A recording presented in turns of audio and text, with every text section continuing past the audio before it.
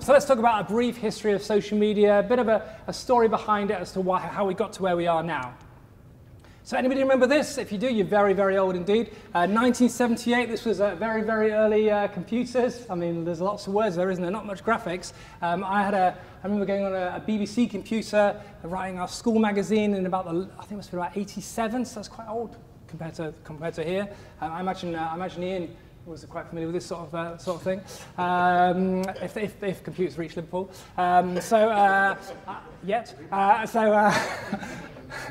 So the big thing though that happened with the web was kind of what things kind of changed as they went on. We're getting towards kind of the year what I'd call Web 2.0. This all happened in the 1980s. So CompuServe came in. It was kind of a little bit of an element of social in that you could email people, and it was a bit more interactive rather than just being a place where you could look at. Tim Berners-Lee, the one who invented the internet, so that was the really big thing where it all kind of really started changing. So it wasn't just all internal, actually it started to be a wider reaching thing. And then of course, there came Friends Reunited. Anybody was on Friends Reunited? Yeah, it was probably really one of the first social networks, proper mainstream social networks. And of course, what happens on there, you put on there what you were doing now, everyone had a look, and of course you told people you were probably playing football or a professional footballer or you were a successful businessman, when really you were probably more likely on the streets. But that was Friends Reunited, nobody knew any better, so therefore you could get away with as much as you wanted to. So then there's the whole thing about starting to be interactive on the internet came in, and that's where social really fits into it. So Friendster was one of the very early social networks. Anybody ever been on Friendster? No, not many other people were, but it was actually one of the things that was very much a spark for Mark Zuckerberg when he came to invent Facebook. But before Facebook, there came LinkedIn. LinkedIn actually one of the very first social networks. 2003 kind of started really launching in beta in 2002. This is a very early screen grab. Doesn't really look like that anymore, does it? But very popular. It took a long time for LinkedIn to really get across to the UK. So people, whenever I say about it being one of the first social networks, people are normally surprised. For years I had that message that came through my email saying, Bob wants asked you to connect on LinkedIn, and I thought, what the heck, LinkedIn? Deleted the email until I needed a job, and then I got onto it. Anyway, so that's the story for another time. So that was LinkedIn. Well, what else happened? MySpace. Oh, MySpace. Who was on MySpace? Yeah, I could see there's two people. They're the ones, in fact, fist pumping. All the good old days when they were famous. So MySpace, really good, but didn't really evolve very well, so therefore then it closed down. But it still, again, was one of those areas where people got really involved with real craze. I would say the first one where there was a really significant craze. And then came in 2004, the Facebook, or started with FaceMash, then became the Facebook, and of course now is Facebook. Still the biggest social network in the world, still the most powerful, and still probably the most controversial, all rolled into one, which is why it'll probably be here for the next 2,000 years. So don't think you can need to leave Facebook just yet. So that was Facebook. Then came Flickr, photo sharing site. Anybody on Flickr? No, just now really used by photographers. They're very powerful on Google searches. Then 2005 was YouTube. Anybody here been on YouTube? It's a little channel, videos. Yeah, you have, well done. 2006, Twitter, or Twitter, as it was called in those days before they invented vowels. So Twitter was again very much based on text messaging. 140 characters came because that's how many. Do you remember the old days? You could only send text at a time before they merged it all together into one. You had to send lots of different ones to get through. That's what Twitter was based around. Obviously now it's 280 characters, changed rather a lot, and become probably one of the most powerful social networks in the world. And then of course this year also happened, which again was one of the most significant things to happen to Twitter when the airplane landed in the Hudson. Brought Twitter into this new stage. Do you know the biggest thing that transformed Twitter in the UK was when Stephen Fry got stuck in a lift. He tweeted while stuck in the lift, and that was the big moment for Twitter in the UK when it took off. So there we go, Stephen Fry. And of course this came in probably the saddest term known to man. When you are unfriended, it's kind of it's like being rejected, divorced, all that all rolled into one. Unfriended, the worst thing ever. That made the dictionary in this year, so that came in as well. Then 2011, we had Google+. Anybody ever been on Google+? Yes, there's a keen ear. Any others on Google+? You haven't seen anyone? No, shaking heads. No, anybody heard of Google+? Yeah, Google+, second largest social network in the world when it comes to users, but hardly anybody's been on it. We'll touch on it a little bit later, but not too much because, as I say, hardly anybody's on it, but it's still got some interesting bits about it. And 2018, here we are now, and there's Instagram, there's Quora, there's Pinterest, there's Mumsnet, there's Digg, there's Tumblr, there's StumbleUpon, there's Reddit, and there's millions and millions and millions of social networks. Well, not millions, but lots. And therefore, then, it's hard to keep up with all the stuff that's going on. So, what I'm going to talk about today is how you can use social media to achieve your business objectives. All we do as a company is we look, when we talk to businesses, we don't say, okay, you need social media. We say, what are your business objectives and how, and let's talk about whether social media can help you out. So what I'm going to do, I'm going to run through a series of things that social media can do. And I'm going to leave for you guys, we're going to break up into a few bits of interaction as well and get you talking amongst yourselves to see what's going to work for you. So write down notes, the presentation is going to be available afterwards, but write down notes and if you've got any questions, either ask me when I'm walking around the tables a little bit later on or save them till the end. I'm also going to give you lots of examples because we manage accounts as well, so I'll be throwing in examples of what we've done that's been a success, and you'll be able to see kind of that real life tangible evidence that social media could work for your businesses. Okay, so what's the difference between traditional marketing and social media marketing? Well, I would say that the big difference is that traditional marketing is very much what I would call interruption marketing. So you're driving down the road and you see a Guinness sign, or you're in your email and a spam email comes through. Or in the old days we used to get junk mail. Do you remember that? Good old days. When you think you're popular because you got some from Nando's around the corner, or Peri Peri, or whatever it's called. So that was that kind of interruption marketing, stuff you don't particularly want to get, and it would be like a company would be shouting out. They'd be shouting out as loud as they could, and hoping their audience would see that particular piece of marketing, and that you would hopefully want to buy it. So that's the way I would see traditional marketing. While social media is much more about participation. It's more about you as a brand putting out information which says to people, say, actually, I've got value by coming to you. So people will approach you, they'll talk to you, they'll follow your Facebook page, or follow you on Twitter rather, or they'll connect you on LinkedIn because they think you've got value. In other words, your potential clients make the steps towards you. That's what I would say is the biggest thing. The biggest mistake, I think, with the word social media is that people focus on the media and they don't focus on the social. Social is all about building relationships, and that's what I'm going to talk about a lot today. So what are the pros and the cons? So the pros, very cost effective. You can do it yourself. It could be free. People choose to opt in, so therefore then they're not feeling like they're being interrupted, they're being spammed. It's measurable, as I said before, I think it's one of the most measurable form of marketing that there is. You can do it yourself, and you can sometimes get instant results.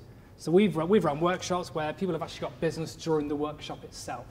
So there can be a really quick way of getting business. What are the negatives? Well, time. Time. It's a complete time-wasting part of your life.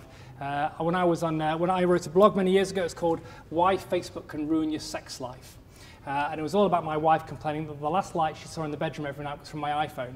That was before we had Amy, and so now she's wishing it was the last light in the bedroom was the iPhone. So you can get very much ingrained in doing lots and lots of things on social media for not really much use. Knowledge. The reason we only do social media as an agency is because we think it changes so fast we can't keep up with everything else that's going on. Social changes so fast. If you're involved in social media, you've got to really commit to understanding social media and using it properly, otherwise you just get left behind. And you'll see this on Facebook. One of the biggest complaints about Facebook at the moment is, oh, my reach is going down, nobody's seeing my posts anymore. It's because people aren't learning more about Facebook and understanding they need to change to make their pages more successful. Results can take time. Sometimes they can be fast, but sometimes they can take years to get to where you want to do. I would say at the moment, as a business, I get at least 1 or 2 new leads every single week through LinkedIn. But it's taken me 7 years to get to this stage of constantly putting out information, working out how to use it, and getting to the right place.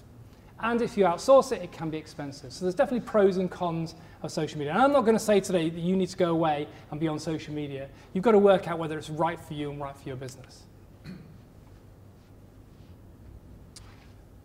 The marketing funnel. Anybody recognize this? No? So typically what would happen is that in a situation, somebody might become aware of you. So then they might look into you, they might ask some people about you, they look at your website, and they may have a conversation with you. And then they think, okay, they seem all right, and they'll go with you. And they stick with you because you do a good job. There's always been a level of advocacy, but it really depends on the person. Because some people, they will go, if they watch a film, they'll go and tell everyone they know what a great film it is and what they should go and watch it. Or if they have a great meal, they'll do the same thing. While others will just kind of never tell anybody about it. So advocacy was a little bit limited, although it still is one of the most powerful forms of being able to get sales through referral. What social media has done is that it makes advocacy really easy. So somebody does business with you, and then they go onto LinkedIn and they say how great you are. straight away, people become not only aware of you, but they consider you because they've read on LinkedIn that you are good. What that means is that your clients become your sales team. They're not thinking I'm your sales team, but that's what they do. They become your sales team for you. It makes it really, really easy to grow a business with social media if you're doing things in the right sort of way. You obviously got to provide a good service, but also what you're doing is you're shortcutting that marketing funnel. And I think that's one of those powerful things about social media. So, what is social media good for? Brand awareness. Okay, so I think just in terms of being able to let people know you exist, it's one of the biggest issues for most businesses that not enough people know they exist, or what they do, or what they're there for, or what they stand for. One of the great things about all the social networks is they all have quite in-depth analytics. This is an example. This is a screen grab of the tweets that we did from Status Social between December 1st and March 1st this year. And the tweets were seen 379,200 times. That's quite a lot of brand awareness, isn't it? And that's just on Twitter alone. You know, we worked out on average our tweets were being seen about 1.2 million times every year for spending no money. That's not spending any money at all. That's just our own hard work. So in terms of raising your brand awareness, there are tools out there where you can be seen by a lot of people without spending an awful lot of time or money. Well, although that probably was involving a lot of time. This is the Barefoot Broker. Just in terms of the fact that he's on there, he's got 1,500 followers. He's already got potential there to reach out to 1,500 potential customers, if they're the right kind of followers, of course, on social media. And on the side, you can see little bits of his character. He's not just a broker, he's a lot more than that. Rather bizarrely, he's a barman. But that's something for you to check into later on. So that whole level of being able to get out there and put out content. Now, the Barefoot Broker is putting out a decent amount of tweets, but how many times a day do you think you should tweet? The answer was 42. 42 times a day. Do you know what 42 times a day is? That's once every half an hour of waking life. Now, why would you do that every half an hour? It's because the average tweet, or the half-life for tweet is just 7 minutes. If you tweet once a day, you're tweeting for your tweet to be seen for 7 minutes. What a waste of time. You might as well be out networking or ringing people or writing letters, for goodness sake. 7 minutes a day on Twitter is not worth it. 42 times a day, that's a lot. And this is how we got our reach to 1.2 million, was by doing we actually went to 40. We didn't do 42, couldn't cope with this extra 2. We went to 40. We saw a massive spike in our reach. Peter, do you know what was interesting as well? When we did 42 tweets, or 42 today, in fact, to be honest, most days we were doing 42, because that was just 40, this is no retweets, this is 40 original pieces of content every day. No retweets, no mentions, just tweeting. We didn't see a drop off of followers, we saw more followers. We didn't see nobody ever complained to me, are you doing too many tweets? Thank goodness, since we were writing blooming 40, it was a big trek. Now, I'm not saying you need to do 42 tweets a day. That's ridiculous. Most businesses don't need to do 42 tweets a day. But what I'm trying to illustrate here is, if you want to really raise your brand awareness on social media, you need to think, what's right for this network? You know, on Facebook, typically we would say for most businesses they should be posting at least 3 times a day on Facebook to really affect the algorithm. It's hard to do.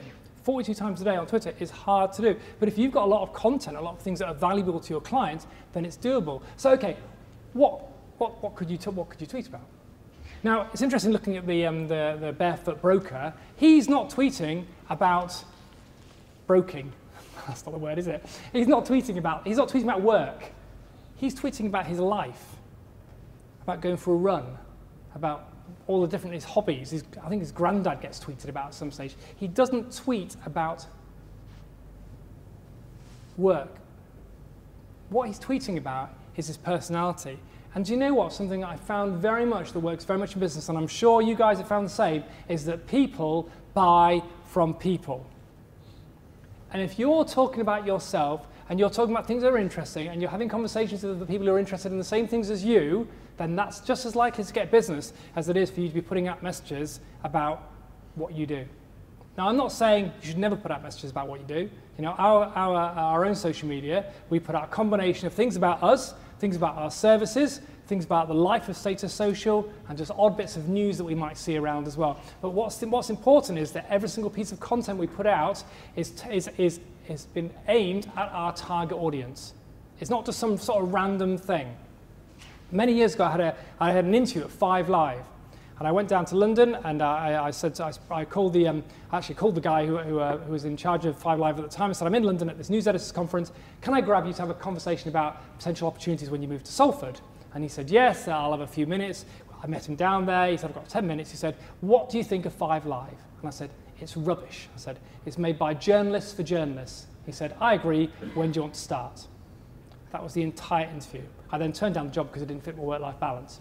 Now, what was important there was the fact is that the content was being made by 20 and 30-year-olds, but the target audience of 5 Live was more that 45-year-old. But they were putting content on the radio which was interesting to them and not interesting to their target audience. So therefore, then 5 Live wasn't achieving as much as it should have been in those days. This is quite a while ago. Now, if you're putting out stuff which is interesting to you, that's not always interesting to your audience. Now, if you understand your audience and you understand what they'll be interested in, and you know you're not going to say anything that's going to offend them, then actually there's a good chance of being able to get people. The whole thing of providing value.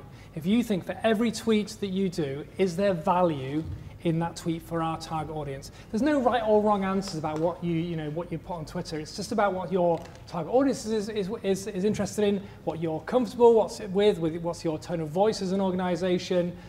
But as long as you're providing value, and when you are doing things like that, making sure it's in your own tone of voice and not somebody else's. So don't just retweet or don't just copy somebody else's, but think, okay, I'm going to write about this, the GDPR, but I'm going to make it so it's really relevant to my target audience, and I'm going to write it in my own words rather than somebody else's words. That's when you stand out from the crowd on Twitter.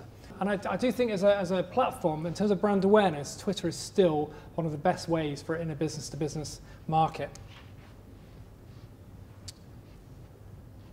So I was talking about the analytics earlier on. So just again, what you can do with Twitter Analytics is get really drilled down into what happens with every tweet you do. So this is the top 3 tweets that were done on Status Social in the last month or so. So you can see, for instance, that top one there was seen 1,700 times, was engaged with 47 times. The one underneath was 1,054 and 14 engagements. And on the right-hand side, you then see what kind of happens with people clicking through to your website.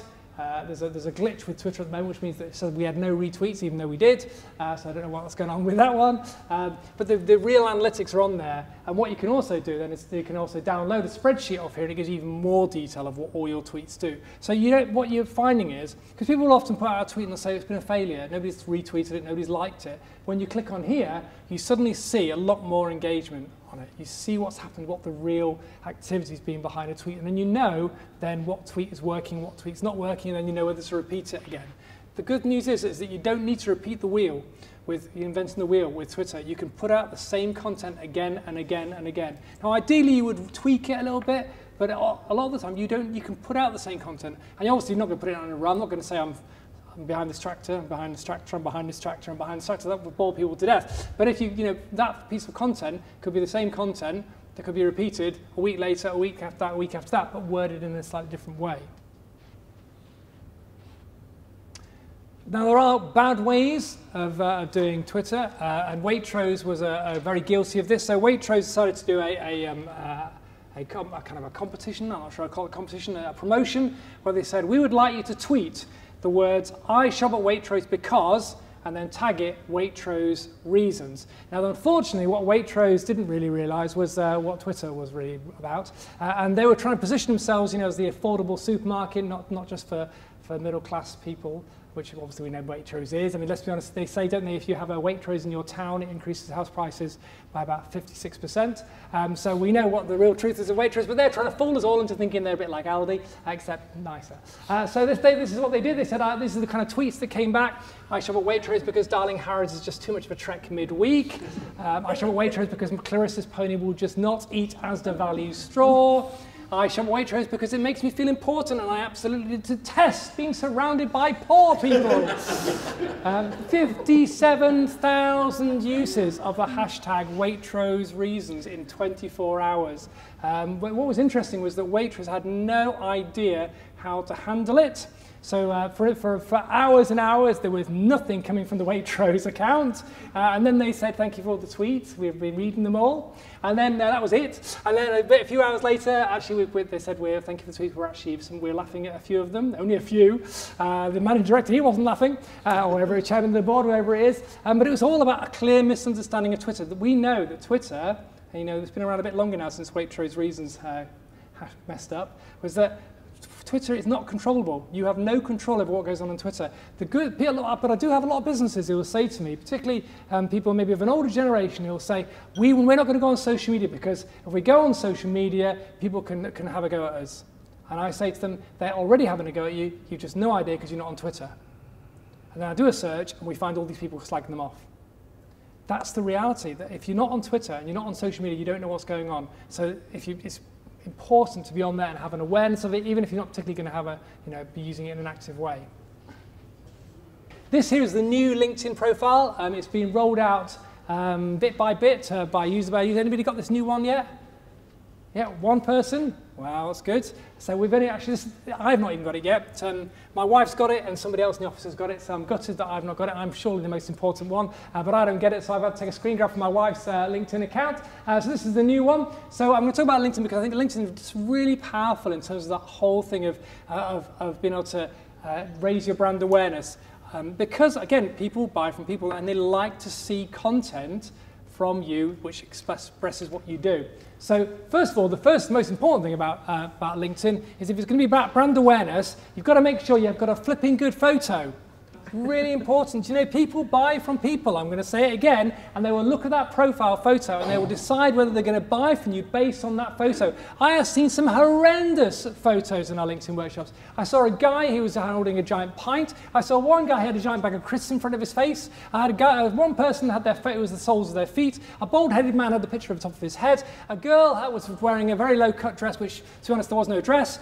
Did you hear about there was a solicitor in America and she was fired because her LinkedIn profile photo was her doing this in a red dress. She was a solicitor. She refused to take it down. She was fired for bringing the firm into disrepute. There are some horrendous LinkedIn photos out there, and if you've not looked at your LinkedIn photo for a while and really thought, is this how I want to be represented? Is this how I want clients to see me? Then you need to change it.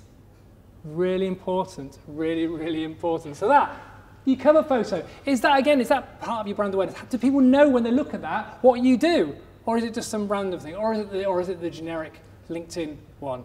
Now, what are you saying about yourself on your LinkedIn profile?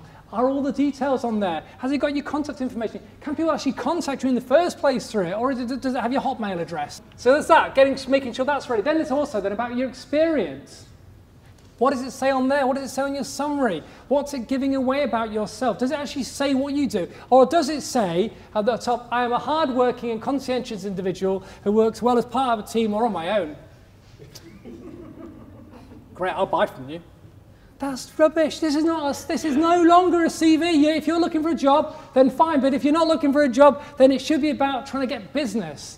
Because the fact is that LinkedIn is a really great place to get business. I've had 2 calls today. I've only had 2 calls today. The first person found me through LinkedIn, and I knew that they were interested because her and her boss had both looked at my LinkedIn profile. And the second person was from somebody who was a marketing student 7 years ago. I did a talk at Derby University. He connected to me on LinkedIn. I've never heard from him since. He called me up today and said, I was so impressed by what you said 7 years ago, and now I run my own business, and I'm based in Worthing, and we've got 20 sales staff. Can you talk to me about running a campaign? Why 7 years? Normally, you would never remember anybody. LinkedIn is great for brand awareness. He kept on seeing my posts over the last 7 years to the point where now he needs social media. He said to me, I get calls from people who want to do social media with me all the time, but actually, I don't believe what they're saying, but I believe what I see about you on LinkedIn. And I looked at your website, and it looks like you believe the same as me. Real power. So does your experience say what you do? Does it have a bit more detail? Does it say your services? Does it say how you help people? Again, is it focused on your target audience or is it focused on you? Does it say on your LinkedIn profile, I have worked well in the company, I built myself up from a junior person to being a very senior, I'm very good, Does it say that? Well, it shouldn't say that. Brand awareness, this is a really good opportunity being found. with your summary. This is the top line. This is what people see first of all. Look at my killer line. Are your social media efforts generating significant sales for your business? That's the brand awareness. That's the USP. It's in everyone's face. It's in my title. It's there as well. And then I go on to explain more. There's real power in terms of LinkedIn. My aim is when somebody comes on my LinkedIn profile, they will buy without ever needing to go anywhere else. In fact, I had somebody who called, had a conversation with, and he said, I've been on your website. He said, I don't understand what on earth you do. But I've looked at your LinkedIn profile and it explains it perfectly. I thought, well, great for my LinkedIn profile, but cack, I'm going to have to do another rewrite of the website. But at least it was achieving what I wanted to achieve. And do you know the reality is I spend more time on my LinkedIn profile than on my website because my LinkedIn profile converts more people than my website does. Real power. Is your credibility on there? Is your story on there? What else is it good for? LinkedIn is really good for being found on Google. I'm going to talk a bit more about Google later on, but if you do a search on social media consultant in Google, I come up on page 1. I never got on page 1. I never got number 1 actually, as when I was at the BBC, but I get on number 1 for a search of my name on LinkedIn. But what's important there is actually you do a search for a social media consultant and I come up on page 1. It's not consistent. Google changes all the time, but the fact is I get found on Google searches. Real power in terms of that level of brand awareness. So is it set up right? Is your company page set up right? What is your LinkedIn presence like? Then there's the posts. You know, when you're putting on your newsfeed. So I want to ask you all to stand up. Anybody who posts here? Who's posted on LinkedIn in the last hour? Oh, he's keen. There was the guy who's keen. I don't even see the time. Today. Anybody posted today? Yeah. And you posted in the last 24 hours? Yeah? 2 days? Week? Who's not posted in the last month on LinkedIn? Oh, look at those guilty faces. I'm glad you've come on today. You've got a lot to learn. This is not a good LinkedIn post. Wishing you all a spookylicious Halloween from the Ask HQ. That is not good LinkedIn post. Let me talk about some good LinkedIn posts. 100 laps of the Derby Arena velodrome before work this morning. If I'm telling my team they can come to work an hour late if they spend that time exercising, then I better lead by example. And there's me in my Lycra again. Just when you thought you'd seen enough of me in my Lycra, you've now seen another picture. At least it's smaller this time. Why does that work? Somebody want to give me an answer? Why does it work? Personal. Personal, exactly. What have I said a few times? People buy from people. Do you know one of the things that people buy from me because I'm a cyclist? People like to buy from cyclists, Cake eaters like to buy from cake eaters. Dog lovers like to buy from dog lovers. Fish finger eaters like to buy maybe not. Okay, so you've got to think about what the target audience. Are you building? People will choose to work with you because they like you, because they think there's something about you. That post there, just going back to that post, I don't know if the analytics are on it. No, it's not, but it was being seen for days and days and days. Here's another one. The moment you realise you shouldn't have allowed your PA to go on holiday. 132 likes, 15 comments, seen 8,708 times. Connection requests from people all over the United Kingdom and abroad because of that post. Because what started off was a PA like. Do you know who PAs tend to have the ear of? Managing directors. And do you know who we like to talk to? Managing directors. It achieves the goal. I'm having a bit of personality of it. Just took a few minutes. We mopped up the desk. That's not really as bad as it was. India was actually in the office when we took that photo, my PA. But it's more the point of getting that story across. This is my most successful post. I know this is not the usual LinkedIn post, but I'm delighted to introduce my beautiful daughter, Amy, born 4 hours ago. 8,000 likes, 3,000 comments. Every comment was a positive one. I never had a single negative comment. People actually said, this is the best LinkedIn post I've ever seen. I mean, I wouldn't go that far, but it's intriguing. Now, I did that post because I was going on paternity leave, and I knew I needed to create a viral LinkedIn post. It's quite hard to create a viral post generally in life, but my aim was to try and create a viral LinkedIn post. And unfortunately, my 4-year-old daughter was the victim of my game. But it got connection requests from all over the world again, including Vodafone. The point is I'm showing a different side. I'm being seen by different people. 2 months after that post, it was still getting engagement. 2 months, that's ridiculous. Most social media posts don't get any engagement after 24 hours. So it's the personal side again. I'm also putting out other stuff. You know, like I said about doing a selfie outside here, what I'm saying here, if I do a selfie of me outside, I'm saying I'm doing a conference, I'm doing a talk, so there we go, I'm a social media speaker, I'm a social media expert because I'm talking about social media, I'm doing it with Close Brothers, so I'm working with a reputable business, I'm talking to a bunch of brokers, well they're very important, therefore he must be good. There we go, lots of clear messages. And I'm in Manchester, he travels, he must be popular, he must be busy, he must be successful. All those things help towards getting business. Phil Brown, he works for a manufacturing company in Milton Keynes Pressings, and he came on one of our LinkedIn courses, and he wasn't posting very often. He increased it a little bit, not as much as I'd like, but he increased it a little bit. But what he started posting about was what he did. So he'd not really posted about, he just kind of liked other people's stuff and he shared the odd thing, but he'd never really posted about what he did. And he put onto LinkedIn about a service they offered. And somebody contacted him who'd been in a connection for a long time and said, I didn't know you did that. Could you bid for a £1.5 million deal? It's not bad, is it, for one post? 1.5 million. And by the way, there's only 2 people who were asked to bid for it as well. So you're kind of getting across your story. It's all about your story. Whatever that story looks like, it's about your story. So bearing that in mind, now this is quite intriguing because it's a bit different from Twitter in that for starters you've got longer to play with. So actually the posts that work best on social media at the moment are what's called, on LinkedIn at the moment, are what's called hero posts. So a hero post is one where you start with a problem and you end with an amazing solution. So a good example would be, we talked about the quirky situation when you had to start financing for somebody. It was a difficult situation. That's the kind of story where you tell it. I told a story on LinkedIn about a girl. I did a talk rather at Nottingham University. I talked about, there's a girl who asked, I can't get any graduate training jobs. How do I get a job? And I said, ignore the graduate training schemes, decide the company you want to work for, ring the decision maker, say to them, I want to work from you, how can I make it happen, and see what happens. Somebody called me 2 days later and said, you said about ringing for your dream job, so I'm calling you Mark. And I said, when do you want to start? Now, that's a good example of a hero post. And then I talked about Henrietta and what she'd been doing for us. That post got nearly 100 likes, and again was getting engagement more than a week later. So it's a hero post. You start with the problem about the girl saying, I can't get a job, and the solution was that Henrietta's gone on to be a success by breaking the rules in a nice kind of way. The thing about LinkedIn is if you're on it regularly and you start looking through the posts on your newsfeed that are appearing, because there is an algorithm now on LinkedIn which will reward posts that get more likes and engagement, it will make sure they appear for longer, is that you'll be able to see the type of posts that are really successful, and then you'll be able to know what really works. It's really about learning in social media wise. So let's go on to a bit more. What else can we talk about in terms of social media? Facebook. So I imagine for a lot of you, Facebook is not probably going to be an area of strength, but there is a thing called what we call a Facebook brochure page.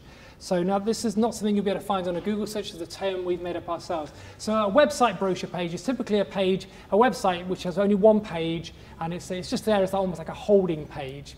Now we see Facebook as sometimes you can do it this way as well. So in other words, you create a page, normal page, business page, and you make sure it only has enough information on there so somebody converts. So I sold my house on social media, as you can imagine. This is the house the one I just moved out of last Thursday. As you can see, it looks beautiful. Sorry, it's gone. I did it on just set up this one page. I put on some videos on it. We obviously got some great photos. I talked about the neighbours and what they were like. I talked about the access to the park behind the house. I talked about it's close to a really good school. I mean, it's just like the house of dreams. I had 4,000 views of the video alone on the page. I did a bit of Facebook advertising, I think that's about £60 worth, just to draw people to the page, and we sold the house within 2 weeks, had 4 offers, 2 above the asking price, because they've been all over social media. So this is a brochure page. I didn't want it to appear on the news feed. I wasn't expecting people to engage. I was never going to post again on it. It was just there, it's static. But it's there to be found. So when somebody searches for you on Facebook, they can at least find your page and know what you do, but you're not having to post 3 times a day, because to be honest, for most of you, posting 3 times a day is not going to attract anybody whatsoever. Because people don't need you all through the year. They don't need to see your content. They don't need to engage with you 3 times a day. So therefore, then a brochure page is maybe worth considering. Instagram. This is Super Mike UK. He's a broker. His technique in terms of Twitter, because it clearly says what he does on his Twitter account, but in terms of Instagram, it's just more, again, about him telling his story. Now, I'm not saying you need to be on Instagram. I'm just saying in terms of if your target market you think's on Instagram, is there a way of being able to build up relationships by being yourself on Instagram? It's kind of a story probably for another time, but it's just worth me mentioning Instagram since everyone tends to ask me about whether they should be on Instagram or not. So that's brand awareness. Customer service, I'm not going to go into too much detail for this, because I think for you guys maybe not so big, but just in terms of the whole thing of LinkedIn, being on LinkedIn, being active on LinkedIn, it means then your existing clients can get to talk to you and have a conversation with you, and just making sure that if you are on LinkedIn, it means if you're not checking, most people only check in on LinkedIn once a month. Now the trouble is though, if somebody sends you a message on there and you don't see it for a month, that's not very good customer service. People think you're ignoring them. If your LinkedIn account is connected to your personal email account, which you hardly ever check, or one that was created when you were called fluffymuffins at university.com, then you're not going to go on that one anyway. You're going to miss out. So if you're going to be using social media, it's being aware that clients and potential clients could still contact you through it. So you need to be up with actually making sure you keep on top of it. And then, of course, there's always those idiots out there who will always complain. So you've got to be just be aware that in terms of a customer service point of view, you've got to be responsive. The average person expects an answer on social media. About 60% of people expect an answer on social media within an hour. 60%. That doesn't need to mean you've got to answer within an hour. It just means that you've got to know when somebody posts about you on Twitter, or on social media, so you can choose to respond or not. I'm not saying you need to be tweeting on your holidays or on weekends. I'm just saying you need to be aware if somebody does something which is negative, that you can respond to it. This is an example that Starbucks did in terms of using social media as a customer service tool. And I think, although obviously we're not Starbucks and you guys aren't Starbucks, what I think is showing where the future of social media could be going. Know someone who deserves a Starbucks coffee? Now it's as simple as sending a tweet. Introducing Starbucks Tweet a Coffee, a cool new way to get the treat of Starbucks. Tweet Starbucks to your yoga teacher, your dog walker, or someone you follow but have never met. Use it to celebrate and reward the big and small things. Once you've linked your accounts, all you have to do is tweet @tweetacoffee to your recipient's Twitter handle. You can even include a short note. They'll receive a tweet with a link to a $5 Starbucks card e-gift that they can redeem right off their phone at participating stores. It's a new way to say, you're awesome. The Starbucks is on me. To get started, go to starbucks.com/tweetacoffee to connect your Starbucks and Twitter accounts. Then you're ready to go. Only from Starbucks and Twitter. You're awesome. Just like to say that. So the point is, it's about using social media in a way to say people are great, and actually that whole thing of relationship building is possible through social media. So that's a bit about customer service. By the way, that generated $180,000 of coffee sales in the first 2 months. So it didn't do bad, did it really? And then finally, again, a really good example of a good customer service is, of course, Adam. If you've not heard this story, it's a great one. Adam, he tweeted this. So he went to the toilet in a Virgin train, and he was stuck there, and so he tweeted. So the Virgin marketing team, then they got in touch with the train, the first thing they did, they got in touch with Adam and said, which carriage are you on? And he didn't know. So he had to pop out to have a look and then pop in again. I mean, that's the most mortifying bit. We know what happened there, don't we? And then they phoned the train. The steward came down with some toilet roll, and he had to open the door again for the second time. But obviously he was saved, so there we go. That's what I call good customer service. I think if they'd have been as bad as some of the other trains, maybe like 7 or one of some of the other bad ones, then it may actually have been 24 hours before he actually got his toilet paper. He still may be there even now. So make sure it's really important to be aware. Pret a Manger, this is Dave Margin. This is again one of those examples where things go a little bit wrong. So Dave Margin posted onto Facebook, love your work, but how about a loyalty card system? So what would you say if you were Pret a Manger and you're in charge of customer service? What would be your normal response to Dave's question? What would you say? Great idea, we'll look into it for you. Great idea, we'll look into it for you. Because typically, I would imagine the guy who does the Facebook page is not the decision maker at Pret a Manger, unless he really has got very little to do, which would surprise me. So yeah, so Pret a Manger, no, they don't say that. They say we value the loyalty, but unfortunately, we don't really want to listen to you, because we have these unexpected moments of joy where our team members feel empowered to give away products for free. Do you know who here has have ever had a free something at Pret a Manger? Well, no, neither did Dave. So therefore then Dave got a bit cross, but actually he knows customer service. He says, I think it would actually been better if you just said, sorry Dave, we don't have a reward scheme, but it's something we'll think about and put in front of the powers that be, which we knew straight away. Therefore, why on earth Professor Monge didn't know. But then he ends up by saying, I thought about all this when I went to prep for lunch today. I walked past Pod where I know I have a free lunch loaded and ready to go in my wallet. Next time, I think I'll walk in there instead. Really important to know that when you respond on social media, it is not the same as responding to somebody face to face. And again, final thing, I was 2 years ago, I was looking for a new car, and I put on Twitter, should I get a Ford Focus or a Kia Ceed? You can see the life I lead, this is a high life. I had Ford nationally tweeted me to say, we think you should go for a Ford Focus. I didn't tag them in it. They just thought they were obviously monitoring the words Ford Focus, and they tweeted me and said, we think you should get a Ford Focus. And I said, I can't find one near here, and they didn't give me any examples, so that was dead. I then went to let me think what happened. Oh yeah, I went to a Kia garage, found the Ceed that I liked, and I ended up buying the Ceed. I then got a quote, that was on the Saturday. On the Monday, another garage in Derbyshire tweeted me and said, we've got some Ford Focuses in. Well, unfortunately, you're 2 days too late. Something went wrong with the Ceed. I tweeted the Kia's garage, and they took a week to get back to me. And it was only when somebody spotted it and said, you need to get back to this guy who's a social media consultant, that actually I got responded to. So there's kind of the good, the bad, and the ugly there with customer service. Doing it right really has such a massive impact. So that's customer service. What's next? Google-tastic. I've kind of mentioned a little bit about LinkedIn and how powerful that is. This is a little video that Google did.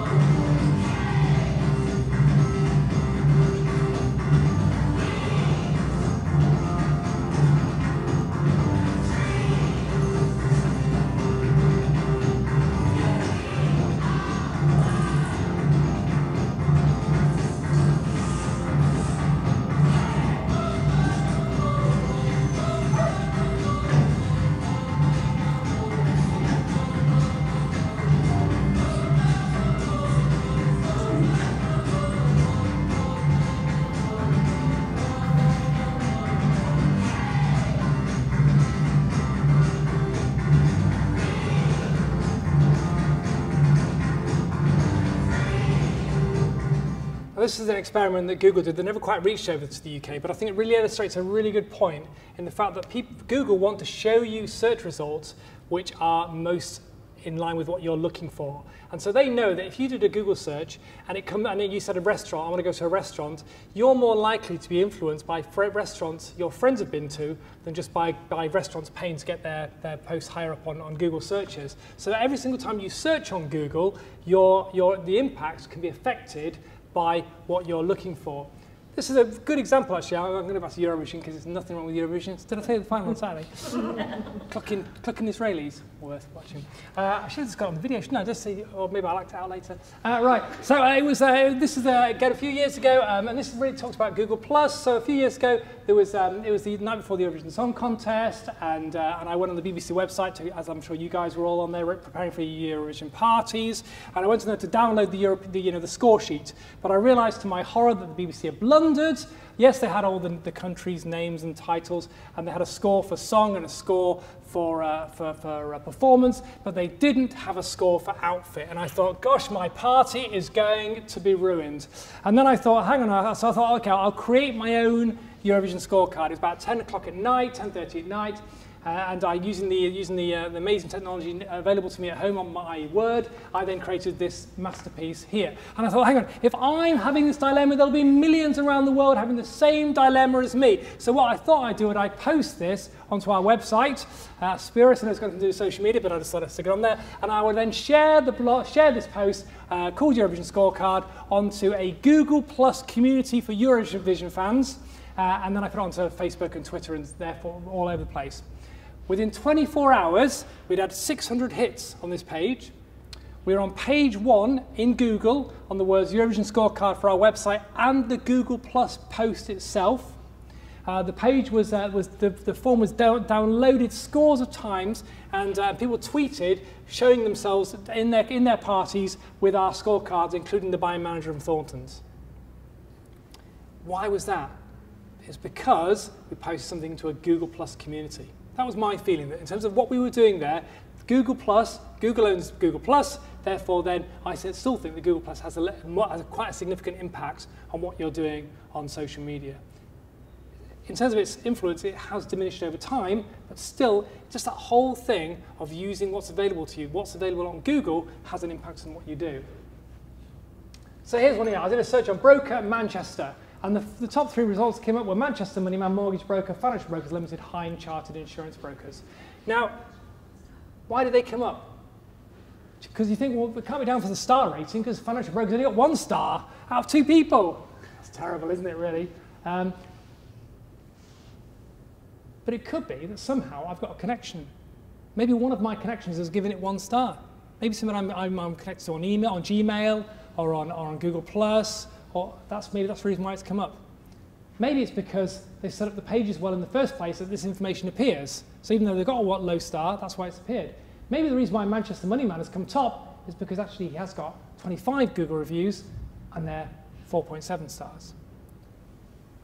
All this activity on what's called Google Places, which is part of Google Plus, has an impact on local search results. So if your audience could be a local audience, you need to make sure you have a strong, filled in correctly Google Places page.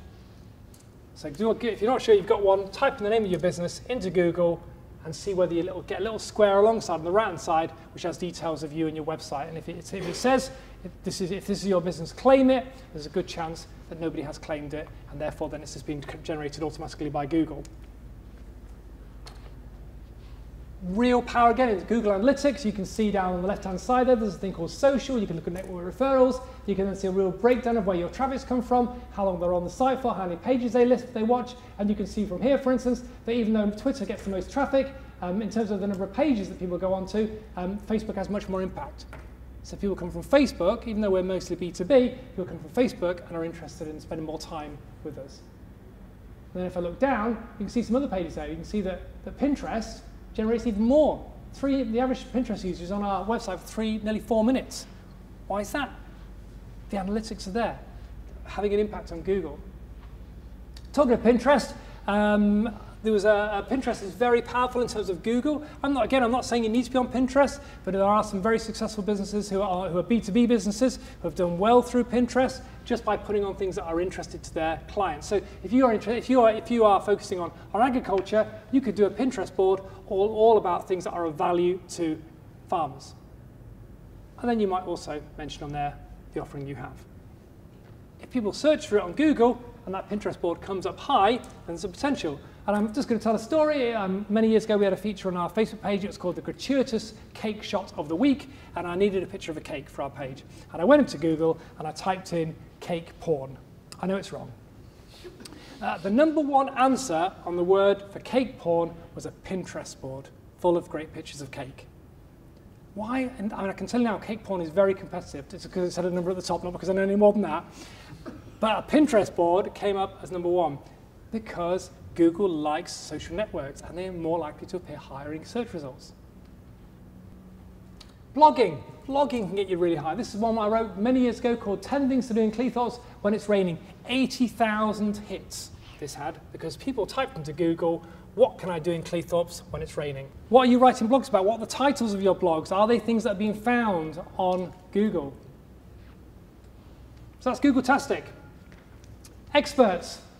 Positioning yourself as experts. Again, blogging is a really good way of positioning yourself as an expert. Are you writing blogs which are relevant to your target audience? Or are you writing blogs which are of interest to you? Here's a real combination of stuff here. Again, it's very targeted, but you can just see in terms of how to manage your HR, 5 top tips for insurance brokers. That's a really good blog in terms of that target audience. broken down. It's only 5 things. It's got the word insurance brokers in. It's got HR. You're already kind of an element of being able to be found on Google, as well as positioning yourself as an expert in the industry. Ray Reeves, he's an accountant in America. He's been on he uses a platform called Quora. Anybody been on Quora? About 80 million users every month. So Quora, you go on there, you ask questions, and experts in the world answer the questions. There are people on Quora who are asking questions which maybe you could answer. Ray Reeves used to answer the questions about accountancy. Then people used to say, thank you for the free answer. Can I now hire you as my accountant? It's just another way of positioning yourself as an expert in guessing business. And this kind of goes back to that one of the 5. This is a blog that's on LinkedIn, because again, you can put blogs onto LinkedIn. 7 questions, social media management, 7 questions to ask. That blog gets us business again and again and again, because it shows that we know what we're talking about and we're not going to rip people off. Could you write blogs that are similar? Could you write blogs that say, actually, we're the experts and you can trust us? What could you write about? Now, I'm not going to give you that as a bit of homework, but think about what would you be able to write about. It's good to write about things you're passionate about, but could you write about that's going to get people to see you as an expert? Sales and leads. This is what you've all come for. So sales and leads, what can you do in terms of sales and leads? So Mark Averill, good example here. He decided he wanted to get in with Bombardier, the train maker. So he found he went onto LinkedIn. He found the head of Bombardier, and he said, "I run a relocation company. I'd love to have a chat to you about relocations. Is it something that you do, or is it outsourced?" The person from Bombardier said, "No, we actually outsource it to somebody else. But I have connections with Land Rover. Would you like to come and meet them?" And they ended up working with Land Rover, and that was worth 150 grand. He didn't go into Bombardier and say, "I want to do I don't want to do your relocations." He started a conversation with them. Frank Startin. Frank he runs events. He was one of our, again, somebody we trained. I saw him at an event. I said, "How have you got on with your social media since you did the LinkedIn training?" He said, "It's been rubbish." I said, "Oh dear, that doesn't sound very good." I said, "Have you not made any money?" He said, "No, none at all." And then I said, "Really?" He said, "Oh, hang on." He said, "We did do an event, and we invited a man. I invited one of my contacts on LinkedIn. He came along, and he's now a client." I said, "Oh, really? How much is that worth?" He said, 15 grand. So I said, "Hang on, when you say you've made no money, you mean you made 15 grand?" He said, "Oh yeah, I've not thought of that." Using LinkedIn as a way to get people to your events. Again, it's another way of being part of that journey, but not forgetting that LinkedIn was the first part in that journey. Phil Baldock, head of PR and comms at Michelin Tyre Limited. Can you imagine ringing up the head of comms at Michelin Tyre? Do you think I'd get through to him? Can you imagine what's going to happen when I'm not going to. I'm going to get a woman on reception who's going to say, "Sorry, he doesn't take sales calls." I sent him a message through LinkedIn. I said to him, "Hi Phil," and I looked through his profile first, and I found some elements of rapport. And I sent him a message, and Phil responded, and he said, "Mark, I don't normally reply to my LinkedIn connection requests, but next time you're passing Stoke, would you like to come for lunch?" When the head of Michelin Tyres says you're next passing Stoke, you're passing Stoke every day of the week. I went to lunch with him. We talked about life and family for half an hour, and then we spoke about social media. And the conversation ended with him saying, "Can you look up the social media for Michelin Tyres, Michelin Restaurants, and Michelin Europe?" All off the back of one carefully worded LinkedIn message which didn't sell. We call it going the Sherlock Holmes moment.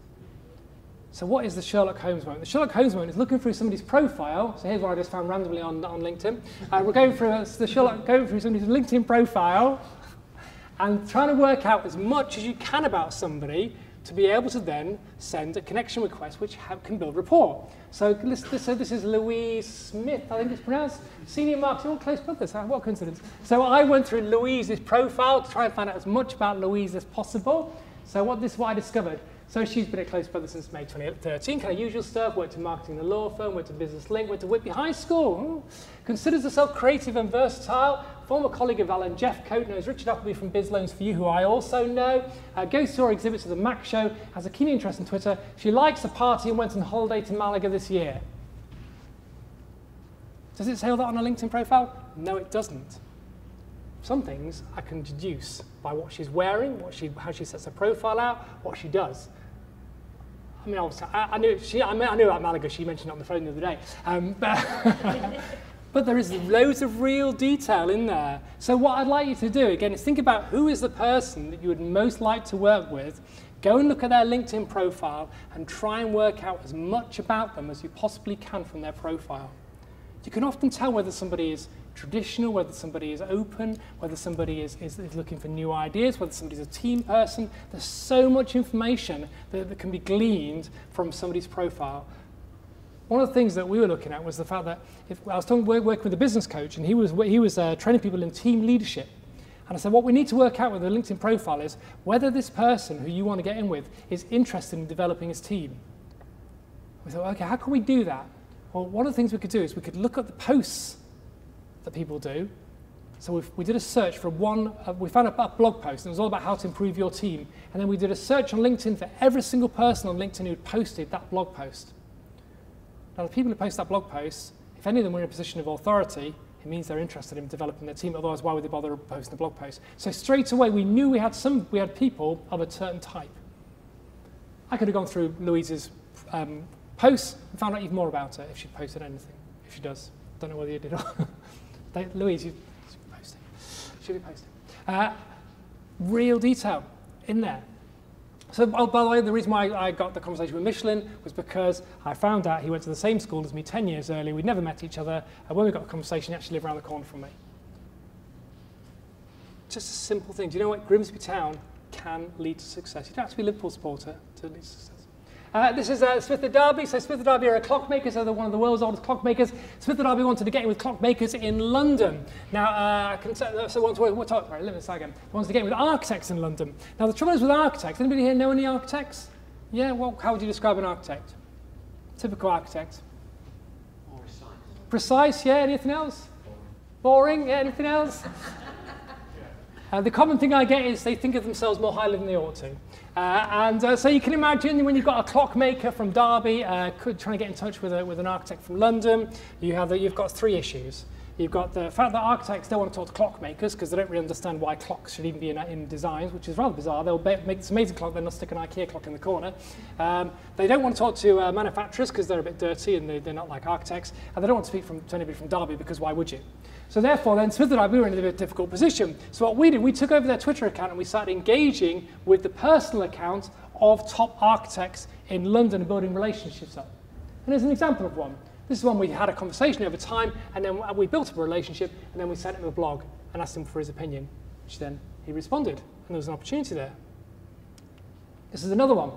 This is James. So James actually tweeted a picture of a ceiling. And I was looking after the account at the time, and I tweeted James and said, "Where's the ceiling?" And he said, "I'm in the I think it was the Royal Albert Hall, I'm watching the Stereophonics." I said, "Well, tell me about the gig." He then tweeted later on, fortunately not during the gig, and he tweeted when he got home, and he said, "By the way, look what I've just added to a project of mine. Spot the opportunity. Early days, but we'll want to speak to you about it. Soon. This is marketing that worked for you. I knew where to go as I drew." So he knew we were marketing at him, but he liked it because it was done in a social way. That's power. That's lead generation of hard-to-reach people. And it can all be measured. I know when Chris clicks on the link to my blog because I can see from the Twitter analytics that he's done that click. Again, really powerful. And that's why we've made £1 million, because all these people have all used these sort of techniques to generate sales and leads. So that's sales and leads. And last bit, website traffic. A couple of quick things on website traffic. Kinedo, so people have heard of Saniflo, it's a manufacturer of toilet macerators. We're very fortunate we don't do the social media for the macerators. That would be a hard sell, or maybe a churned up sell. So they do have a, I shouldn't have said that. They do have a shower range, amazing showers, fit in 90 minutes, all inclusive, no grouting, slots into place. And we discovered that you could, there was a real opening in the market for glampers. So glamping, you have a lovely shed, you want somewhere it's easy to fit in. So we started we've suggested Saniflo, we'll start writing a blog for you, and we'll start sending that blog to glampers. What was intriguing was just the blog itself had a massive effect on website traffic.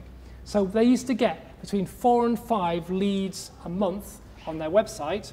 It went up to 3 or 4 a day after we started blogging. Because when Google likes websites which have a blog on it. They like it which have websites which are changing. So the more you blog, the higher you go on Google and the more opportunities. And then, of course, we're selling that blog, or other blogs like it, off to glampers as well. So then the more glampers are looking at it, and then plumbers are seeing it, and it will then reaching out to a wider market. So really powerful in terms of increasing website traffic when social media is done well. Jobs. We typically get between 400 and 800 hits per job on our website on a £20 social media spend. And the quality has gone up massively because we position ourselves on social media as a place, an employer of choice, a place where people want to work for. Getting that sort of web, people, I have recruitment companies who call me up and they say, I see you've got a job on offer, can we help you? And I say, can you get between 400 and 800 hits on your per job? And they say, no, and I say, then goodbye. In a more polite way of that, of course, than that. But the power is there to drive traffic to your website. It's the right sort of things that are on there. Exhibitions. Here's one here. We do campaigns for exhibitions where we reach out to people who've got maybe an exhibitor stand, and then we drive people to that exhibition and drive people to a particular stand. So here's one here at the moment about a blog that we've written about exhibitions. You spend thousands of pounds on a stand, take stuff out of the business for days. You come back with a list of names, few of whom want to talk to you after the event, but social media can help. Here's how, and there's a link. And again, the amount of traffic that comes through. So when we increased our tweets from 9 a day to 40 a day, our website traffic went from 2 a day to 20 a day. So we increased the tweets fourfold, and the number of website hits increased 10 times. Real power, social media done well. And all these signals that are going around means that Google will think, why is all this traffic going to this particular website? It must be good, therefore we'll put it higher up on search rankings. Okay, so that's website traffic. So there's loads of things you can do with social media. I just want to warn you about this next photo. This is Mike. Mike is a headless chicken. But the bizarre thing about Mike, this is a genuine photo, is that Mike survived for 18 months without a head. Now, I don't want you guys to be a Mike, because a Mike runs around and doesn't really know what he's doing and does lots of things. And the reality is of social media is the main reasons why most people fail on social media is because they don't have a strategy in the first place. So yeah, I've thrown around lots of ideas, but really you need to sit down and think, what is our aim? What is our target audience? What are our objectives for social media? And then do it well, or actually not do it at all. Because there's no point wasting your time doing the wrong thing on social media.